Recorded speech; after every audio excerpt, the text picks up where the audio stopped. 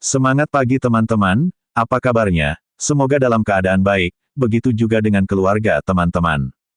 Mari kita lanjutkan narasi spesial ini. Hidup tidak pernah lepas dari permasalahan, entah itu dalam keluarga, hubungan sosial, kesulitan ekonomi, atau impian memulai bisnis yang terhambat. Banyak dari kita merasa terjebak, tidak tahu harus mulai dari mana, atau takut mengambil langkah baru. Tapi jangan khawatir, setiap masalah selalu punya solusi. Di video ini, kita akan membahas bagaimana memahami akar permasalahan hidup dan menemukan solusinya menggunakan pendekatan psikologi, ilmu saraf, dan strategi bisnis yang relevan untuk kehidupan sehari-hari di Indonesia. Siap mengubah tantangan menjadi peluang? Yuk, tonton video ini sampai selesai dan temukan jalan keluarmu. Setiap masalah yang datang bukan untuk menghentikan langkahmu, tetapi untuk mengasah kemampuanmu. Jangan takut gagal, jangan ragu bermimpi, karena dari tantanganlah, kamu menemukan potensi terbaik dalam dirimu. Ingat, solusi selalu ada bagi mereka yang berani mencari dan terus mencoba. Puisi, jalan keluar, dalam gemuruh kehidupan yang tak tertebak. Masalah datang, langkah seolah tersendak. Kadang keluarga jadi rapuh, mimpi kian pudar. Di tengah kesulitan, hati terasa hambar. Namun, lihatlah di balik gelapnya malam. Ada harapan kecil yang selalu menyulam. Setiap tantangan hanyalah panggilan jiwa untuk tumbuh, belajar, dan bangkit dengan percaya. Di meja makan tanpa rezeki melimpah, ada ide sederhana yang mengubah arah. Di antara kebingungan mencari peluang, ada tekad kuat yang membuatmu berjuang. Jangan takut gagal, itu pelajaran. Jangan ragu mencoba, itu keberanian. Setiap langkah kecil adalah kemenangan menuju cahaya di ujung perjalanan. Keluarga, usaha, atau mimpi yang tertunda, semua punya waktu untuk merenda. Dengan ilmu, cinta, dan doa yang tulus, hidupmu kan menjadi kisah yang mulus. Maka teruslah berjalan, meski perlahan. Bersama masalah, kita temukan jawaban. Hidup adalah seni menemukan jalan. Di setiap detiknya, ada harapan yang berpesan. Permasalahan hidup manusia adalah topik yang kompleks karena melibatkan interaksi antara pikiran, emosi, perilaku, dan lingkungan. Perspektif dari psikologi, ilmu saraf, dan bisnis dapat memberikan wawasan mendalam tentang penyebab permasalahan dan bagaimana solusi dapat diterapkan. 1. Penyebab permasalahan hidup dari perspektif psikologi. Psikologi berfokus pada bagaimana individu berpikir, merasa, dan bertindak. Beberapa penyebab umum masalah hidup: krisis identitas, ketidakpastian tentang siapa diri mereka, tujuan hidup, atau nilai-nilai pribadi. Trauma masa lalu, pengalaman traumatis yang belum terselesaikan dapat menciptakan hambatan emosional. Stres dan depresi, beban kerja, hubungan yang tidak sehat, atau tekanan sosial dapat menyebabkan kelelahan emosional. Solusi: terapi psikologis, konseling untuk membantu memahami diri dan mengelola emosi. Mindfulness dan meditasi, mengurangi kecemasan dan meningkatkan kesadaran diri. 2. Peran ilmu saraf dalam memahami masalah hidup. Ilmu saraf meneliti bagaimana otak dan sistem saraf memengaruhi perilaku manusia. Disfungsi neurologis, ketidakseimbangan neurotransmitter dapat menyebabkan depresi, kecemasan, atau gangguan lain. Kebiasaan otak, pola pikir negatif seringkali menjadi hasil dari jalur saraf yang terlatih untuk merespons dengan cara tertentu. Solusi: neuroplastisitas, melatih ulang otak melalui kebiasaan baru yang positif, seperti berolahraga atau belajar keterampilan baru. Nutrisi otak, pola makan yang kaya omega-3, antioksidan, dan vitamin B untuk mendukung kesehatan mental.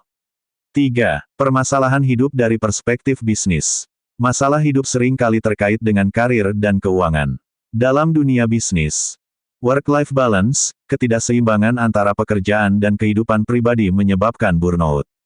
Kepuasan kerja, rasa stagnasi di tempat kerja dapat merusak motivasi. Solusi: manajemen waktu, menetapkan prioritas untuk pekerjaan dan kehidupan pribadi. Inovasi dalam karir, memanfaatkan peluang seperti freelancing atau bisnis digital untuk menciptakan kebebasan finansial. 4. Permasalahan hidup yang holistik. Pendekatan holistik menggabungkan psikologi, ilmu saraf, dan bisnis. Pemahaman diri, menggali nilai dan tujuan hidup yang mendalam. Keseimbangan fisik dan mental, memadukan aktivitas fisik, diet sehat, dan refleksi mental. Komunitas dan dukungan sosial, berinteraksi dengan orang yang mendukung pertumbuhan pribadi dan profesional. 5. Strategi utama menyelesaikan masalah hidup. 1. Evaluasi masalah, identifikasi akar masalah, baik internal maupun eksternal. 2. Pengembangan keterampilan baru, baik itu untuk mengelola stres atau mencari solusi karir. 3. Beradaptasi dengan perubahan, fleksibilitas adalah kunci untuk menghadapi tantangan yang tidak terduga. 4. Melibatkan teknologi, gunakan teknologi untuk efisiensi, pendidikan, atau bahkan terapi. Contoh relevan di Indonesia. Berikut adalah contoh permasalahan hidup yang sering dialami masyarakat Indonesia, disertai solusi dari perspektif psikologi, ilmu saraf, dan bisnis. 1. Permasalahan ekonomi dan karir. Kasus Budi, seorang karyawan pabrik di Jakarta, kehilangan pekerjaannya karena perusahaan melakukan PHK massal. Dengan 2 anak yang harus disekolahkan dan utang rumah yang masih berjalan, Budi merasa tertekan dan kehilangan arah. Analisis dan solusi. Dari perspektif psikologi, masalah, ketidakpastian karir menyebabkan stres kronis dan kecemasan. Solusi, Budi dapat mengikuti konseling psikologis untuk membantu mengelola emosinya dan menemukan kembali kepercayaan diri. Dukungan keluarga juga menjadi faktor penting dalam proses ini. Dari perspektif ilmu saraf, masalah, ketegangan emosional dapat menyebabkan ketidakseimbangan hormon stres kortisol yang memengaruhi pengambilan keputusan. Solusi, Budi disarankan untuk berolahraga rutin seperti jalan pagi atau bersepeda. Aktivitas ini dapat meningkatkan endorfin, membantu mengurangi stres, dan memperbaiki fungsi otak. Dari perspektif bisnis, masalah, keterbatasan peluang kerja memaksa Budi untuk berpikir kreatif. Solusi, Budi bisa memanfaatkan program pelatihan kerja yang disediakan pemerintah atau platform seperti Kartu Prakerja untuk belajar keterampilan baru, misalnya menjadi teknisi atau membuka usaha kecil. 2. Kesehatan mental di kalangan pelajar. Kasus Dewi, seorang pelajar SMA di Surabaya, mengalami tekanan berat akibat tuntutan belajar yang tinggi, ujian nasional, dan ekspektasi orang tua. Ia mulai merasa tidak berharga dan sering menangis tanpa alasan jelas. Analisis dan solusi. Dari perspektif psikologi, masalah, tekanan akademik menyebabkan rendahnya rasa percaya diri dan gejala awal depresi. Solusi, sekolah dapat menyediakan layanan konseling gratis untuk membantu siswa seperti Dewi. Orang tua juga perlu diajak berdialog untuk memahami pentingnya memberikan dukungan emosional. Dari perspektif ilmu saraf, masalah, tekanan akademik memicu hiperaktivitas di bagian amigdala otak, menyebabkan kecemasan yang berlebihan. Solusi, meditasi mindfulness dapat membantu Dewi mengelola kecemasannya dan menenangkan pikiran. Dari perspektif bisnis, solusi tidak langsung, platform pendidikan daring seperti Ruangguru atau Zenius dapat memberikan pendekatan belajar yang lebih santai, membantu siswa memahami materi tanpa tekanan waktu. 3. Keseimbangan kerja dan kehidupan pribadi. Kasus Siti, seorang manajer di perusahaan startup di Bandung, bekerja lebih dari 12 jam sehari. Ia sering merasa kelelahan, sulit tidur, dan tidak punya waktu untuk keluarga. Analisis dan solusi. Dari perspektif psikologi, masalah, burnout akibat overload pekerjaan. Solusi, Siti perlu belajar untuk mengatakan tidak pada beban kerja yang tidak realistis. Ia juga bisa menetapkan batasan waktu kerja, misalnya berhenti bekerja setelah pukul 6 sore. Dari perspektif ilmu saraf, masalah, kurang tidur menyebabkan gangguan pada prefrontal cortex, memengaruhi kemampuan pengambilan keputusan. Solusi, Siti disarankan untuk mengikuti ritme tidur yang teratur, seperti tidur dan bangun di jam yang sama setiap hari, guna mengoptimalkan fungsi otak. Dari perspektif bisnis, masalah, banyak startup di Indonesia mengabaikan keseimbangan kerja karyawan. Solusi, perusahaan dapat menerapkan kebijakan work-life balance, seperti jadwal kerja fleksibel atau memberikan waktu istirahat lebih banyak bagi karyawan. 4. Pemulihan usaha pasca pandemi. Kasus Pak Rudi, pemilik warung makan di Medan, kehilangan banyak pelanggan selama pandemi. Meski situasi mulai pulih, pendapatannya belum kembali seperti semula, dan ia merasa pesimis. Analisis dan solusi. Dari perspektif psikologi, masalah, pesimisme membuat Pak Rudi enggan mengambil risiko untuk memperbaiki usahanya. Solusi, ia bisa bergabung dalam komunitas wirausaha lokal untuk belajar dari pengalaman sesama pelaku usaha dan mendapatkan dukungan moral. Dari perspektif ilmu saraf, masalah, pikiran negatif terus-menerus melatih otak untuk melihat segala sesuatu dari sisi buruknya. Solusi, Pak Rudi bisa mencoba teknik gratitude journaling, mencatat hal-hal positif yang terjadi setiap hari untuk mengubah pola pikirnya. Dari perspektif bisnis, masalah, strategi pemasaran Pak Rudi tidak berkembang. Solusi, ia bisa mulai menggunakan media sosial seperti Instagram atau WhatsApp untuk promosi, menawarkan diskon, dan meningkatkan kehadiran digital warungnya. 1. Konflik antara orang tua dan anak. Kasus Tuti, seorang ibu rumah tangga di Yogyakarta, sering bertengkar dengan anak remajanya, Rian. Masalah utama adalah perbedaan cara pandang tentang penggunaan media sosial. Tuti merasa Rian terlalu banyak menghabiskan waktu di ponsel, sementara Rian merasa tidak dipercaya. Analisis dan solusi. Dari perspektif psikologi, masalah, kurangnya komunikasi yang sehat antara orang tua dan anak. Solusi, terapkan active listening. Tuti bisa mulai mendengarkan alasan Rian tanpa menghakimi, lalu bersama-sama menetapkan batasan waktu penggunaan ponsel yang disepakati. Dari perspektif ilmu saraf, masalah, ketergantungan pada media sosial memicu pelepasan dopamin berlebih di otak Rian, sehingga sulit lepas dari layar ponsel. Solusi, perkenalkan aktivitas alternatif yang juga menyenangkan, seperti olahraga atau kegiatan seni, untuk mengalihkan perhatian dari media sosial. Dari perspektif bisnis, pendidikan dan teknologi. Solusi tidak langsung, orang tua dapat menggunakan aplikasi parental control untuk memantau penggunaan ponsel anak tanpa melibatkan konfrontasi langsung, seperti aplikasi Family Link dari Google. 2. Masalah perkawinan, kurangnya keharmonisan. Kasus Pak Joko dan Bu Siti, pasangan suami istri di Semarang, sering bertengkar karena masalah keuangan.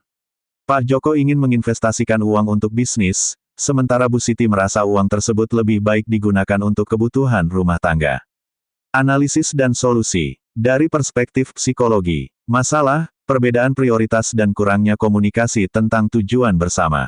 Solusi, ikut dalam konseling pernikahan yang membantu keduanya belajar cara bernegosiasi dan menetapkan tujuan keuangan bersama. Dari perspektif ilmu saraf, masalah, pertengkaran berulang dapat meningkatkan respons stres dan menyebabkan pola pikir defensif. Solusi, terapkan teknik relaksasi seperti napas dalam-dalam sebelum memulai diskusi tentang topik sensitif. Dari perspektif bisnis, solusi, Pak Joko dan Bu Siti dapat membuat anggaran keluarga menggunakan aplikasi keuangan seperti Money Lover untuk transparansi. Sebagian dana bisa dialokasikan untuk investasi dan sebagian untuk kebutuhan sehari-hari. 3. Tekanan sosial, perjodohan oleh keluarga. Kasus Andini, seorang wanita karir di Jakarta, merasa tertekan karena keluarganya mendesaknya untuk segera menikah dengan calon yang dipilih keluarga, sementara ia ingin fokus pada karir dan memilih pasangan sendiri. Analisis dan solusi. Dari perspektif psikologi, masalah, tekanan sosial dapat menyebabkan konflik internal antara keinginan pribadi dan harapan keluarga. Solusi, Andini dapat mencoba assertive communication untuk menyampaikan pandangannya dengan cara yang tegas namun tetap menghormati keluarganya. Dari perspektif ilmu saraf, masalah, stres kronis akibat tekanan sosial dapat memengaruhi fungsi amigdala, membuat Andini lebih emosional dan kurang rasional. Solusi, terapkan meditasi mindfulness atau yoga untuk membantu Andini mengelola stres. Dari perspektif bisnis, karir dan independensi finansial. Solusi, Andini dapat menunjukkan kepada keluarganya bahwa ia memiliki rencana karir dan finansial yang matang sebagai alasan mengapa ia ingin menunda pernikahan. Hal ini dapat memberikan bukti konkret bahwa pilihannya bukan tanpa arah. 4. Bullying di lingkungan sosial. Kasus Aldi, seorang siswa SMP di Bekasi, menjadi korban bullying oleh teman-temannya karena penampilan fisiknya. Aldi mulai menarik diri dan enggan pergi ke sekolah. Analisis dan solusi. Dari perspektif psikologi, masalah, rasa rendah diri dan trauma emosional akibat ejekan. Solusi, Aldi perlu mendapat dukungan psikologis untuk meningkatkan kepercayaan dirinya. Sekolah dapat menyediakan program anti-bullying untuk meningkatkan kesadaran siswa lainnya. Dari perspektif ilmu saraf, masalah, trauma dari bullying memengaruhi perkembangan hipocampus, yang bertanggung jawab untuk pengelolaan emosi dan ingatan. Solusi, pendekatan seperti terapi seni dapat membantu Aldi mengekspresikan emosinya dengan cara yang sehat. Dari perspektif bisnis, teknologi dan edukasi. Solusi tidak langsung, platform seperti Ruang Guru atau Kelas Pintar dapat menjadi alternatif bagi Aldi untuk belajar di rumah, sementara masalah di sekolah diselesaikan. 5. Kesenjangan dalam komunitas. Kasus. Di desa terpencil di Sulawesi, warga seringkali mengalami konflik karena kesenjangan ekonomi antara petani kaya dan petani miskin.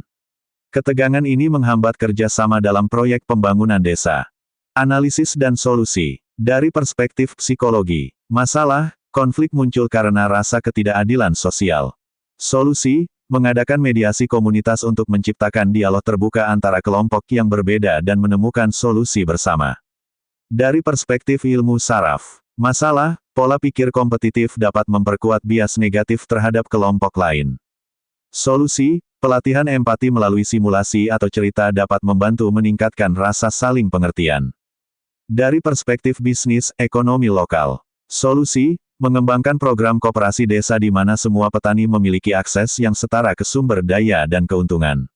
Hal ini mengurangi kesenjangan dan mendorong kolaborasi. 1.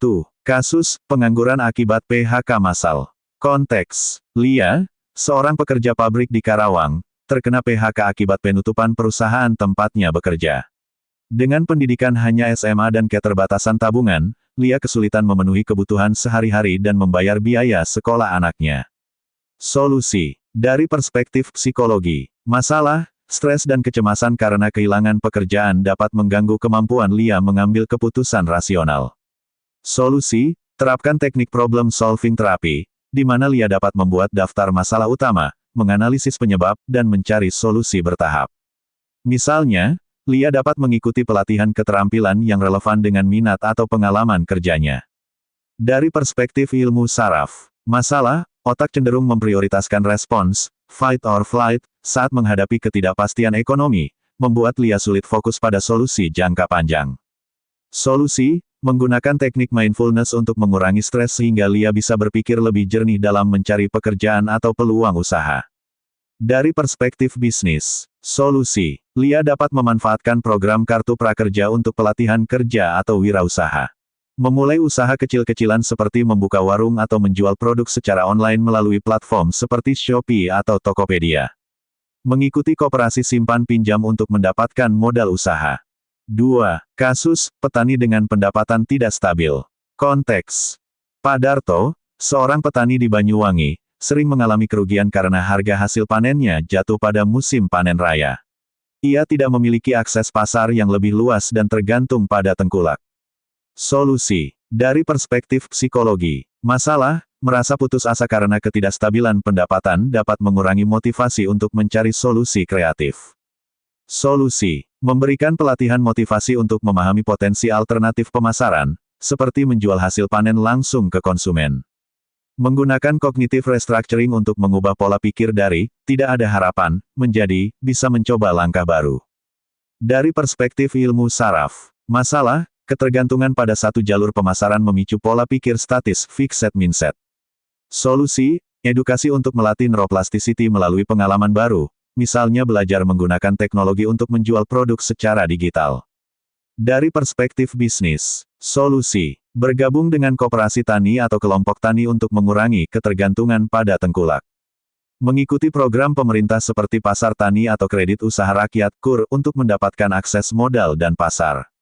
Menggunakan aplikasi TaniHub atau Agriaku untuk menjangkau pasar yang lebih luas. 3. Kasus, UMKM terancam bangkrut.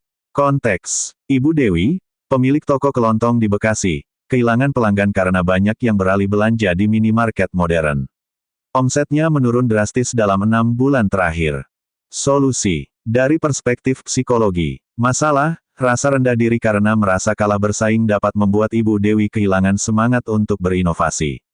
Solusi, memberikan pelatihan tentang pentingnya growth mindset, sehingga Ibu Dewi melihat persaingan sebagai peluang untuk berkembang. Dari perspektif ilmu saraf, masalah, ketakutan akan kegagalan memperkuat aktivitas di amigdala, membuat Ibu Dewi menghindari risiko baru. Solusi, latihan bertahap, seperti mencoba satu inovasi kecil contoh, menambahkan layanan pesan antar untuk melatih otak terbiasa menghadapi tantangan baru. Dari perspektif bisnis, solusi, mengadopsi sistem digital seperti menggunakan Gobis untuk menjual produk secara online. Menambah layanan unik, seperti menjual paket sembako murah atau produk eksklusif yang tidak tersedia di minimarket. Melakukan kolaborasi dengan UMKM lain untuk menciptakan bundling products. 4. Kasus, buruh migran yang pulang tanpa tabungan. Konteks. Pak Herman, mantan buruh migran dari Malaysia, pulang ke kampung halamannya di Lampung tanpa tabungan memadai karena sering mengirim uang ke keluarga dan tidak mengelola keuangan dengan baik. Ia kesulitan mencari pekerjaan baru. Solusi. Dari perspektif psikologi. Masalah, Pak Herman merasa gagal dan kehilangan kepercayaan diri untuk memulai usaha baru. Solusi. Memberikan coaching psikologis untuk mengidentifikasi keterampilan yang dimilikinya selama bekerja di luar negeri. Membantu Pak Herman membangun kembali rasa percaya diri melalui pelatihan keterampilan lokal. Dari perspektif ilmu saraf. Masalah, trauma ekonomi dapat memicu reaksi negatif terhadap risiko usaha.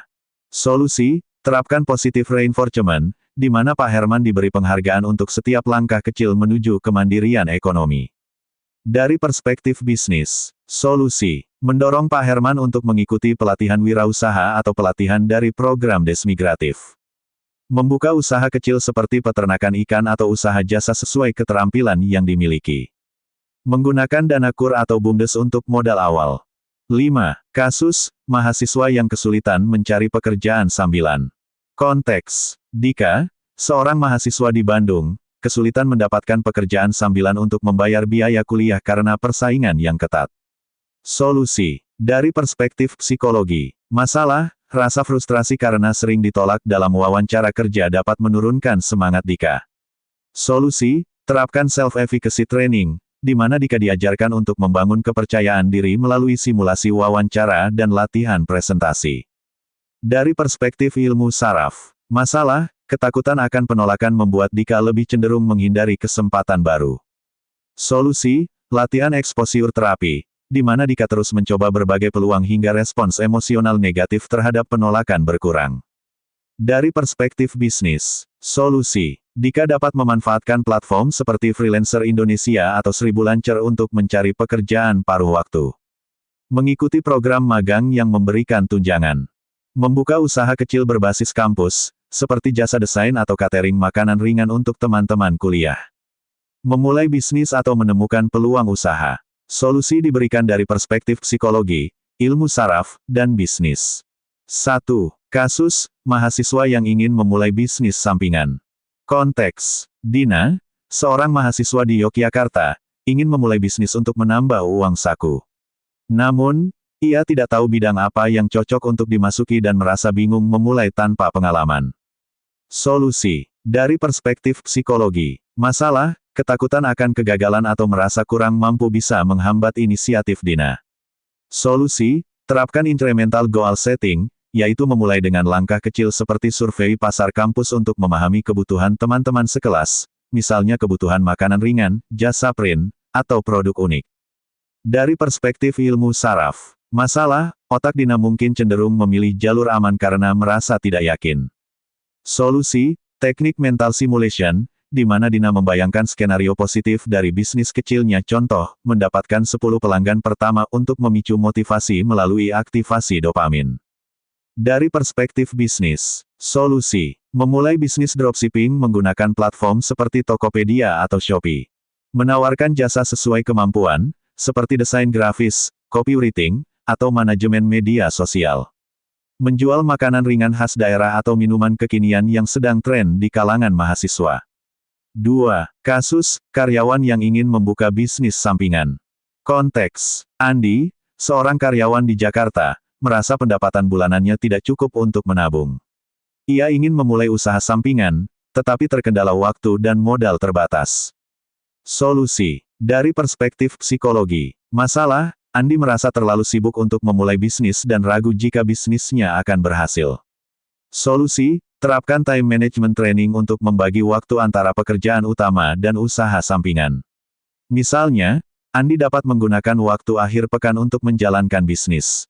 Dari perspektif ilmu saraf. Masalah, rasa takut kehilangan uang, risk aversion, dapat menghambat langkah awal Andi. Solusi, mulailah dengan model bisnis berisiko rendah seperti usaha berbasis layanan atau reseller. Dengan melibatkan langkah-langkah kecil, otak Andi dapat beradaptasi dengan risiko bertahap. Dari perspektif bisnis, solusi, Andi dapat menjual produk-produk kebutuhan sehari-hari melalui WhatsApp grup atau tetangga di sekitar rumah. Memulai usaha kuliner berbasis pre-order seperti nasi box untuk kantor. Memanfaatkan aset yang sudah ada, misalnya menyewakan motor, mobil melalui aplikasi seperti Turo Lokal atau membuka jasa antar barang.